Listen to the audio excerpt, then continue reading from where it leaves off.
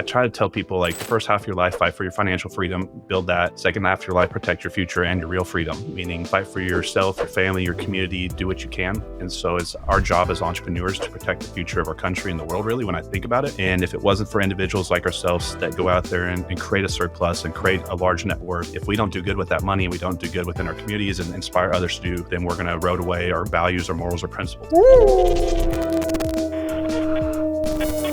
The independent wealth creators of the world, really, that control the future. And if we don't do the right thing and build the right businesses and then do the right thing after it, then is it a future we really want to move into? So I'm going to continue on building my businesses for years. And then I'm going to start some nonprofits. My dad ran a nonprofit for like 35 years. And then just do probably a bunch of content, stuff like this, trying to kind of pay it forward and give back, because I had a lot of inspiration from I got my education from YouTube, by the way, guys. Like, I paid all that money to go through all these ripoff gurus. They scammed me. They cheated me. I paid for all these courses and training systems. And what I realized was they're all fakes, and they're not all of them. I mean, there's some good people out there, but just vet the company is all I'm saying. Because if I'd vetted some, probably wouldn't written the check. Is when I got on YouTube, where it was people like me and like what we're doing right now on this podcast, like sharing normal information, normal people. And it wasn't like some shiny suit on a stage with a big camera cruising around like this production. It was just like, hey, I see myself in this person more. And I started aggressively educating myself from people in my industry, competitors actually, that were different markets and things like that. And so I'm going to continue putting information on the internet and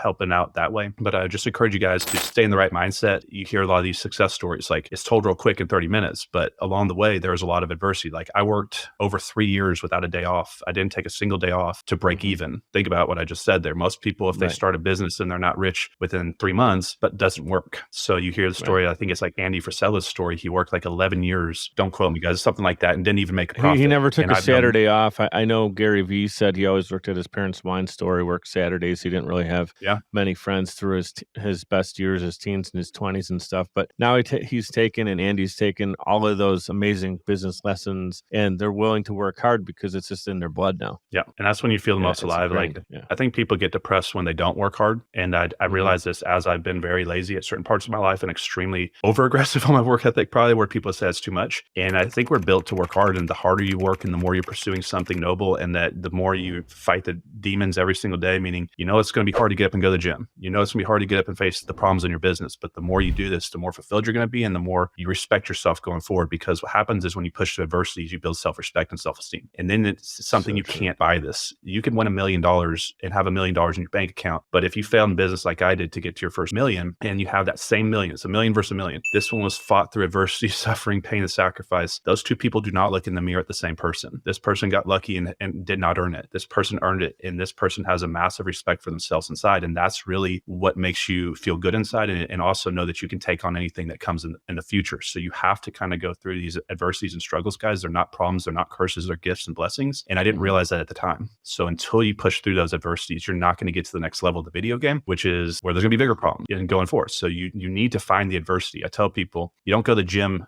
to run from the weight bench. You go there to find it. So do that in your business. Go find the adversities in your business and push through them and build strength and find the next adversity. And then to do that long enough, you're going to show up with the bank account, the lifestyle, the house, the car, the family, and everything that you want.